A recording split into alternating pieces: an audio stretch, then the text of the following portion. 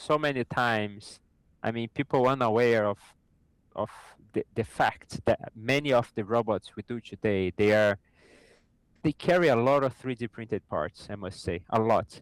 Oh yeah. And here I am, I'm holding a 3D printed wheel here, a Nice. miniature of a valve wheel in my hand. Oh, But that's anyway, awesome. uh, it's so there is this belief in some people that 3D printing or 3D printed parts they are not ideal, or they're gonna break, or they're not gonna be worth it, or even trying it, and people keep using the same old say of 3D printing or additive manufacturing as fast prototyping.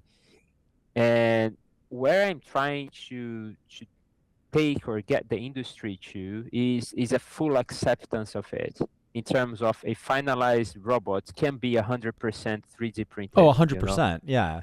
Yeah, 100% Yeah. in all the ways. But it's still, when I talk with some people, especially some offshore people, they say this is gonna break. It's not gonna survive. Okay, Just so I mean, wait. devil's advocate. So if you're trying to keep up pressure, I know like a lot of the way that people do that is just really, really tight machining tolerances and O-ring grooves.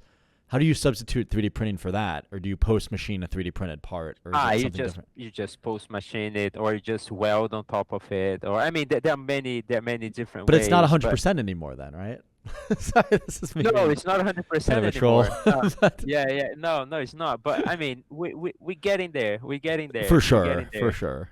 Yeah. So robots and 3D printing, they walk hands in hand in many ways, I think. Well, I think anything where it's a low production volume, right, like makes sense for 3D printing. In some cases, even like relatively high production volumes, like in the low thousands, where people just don't want to carry inventory.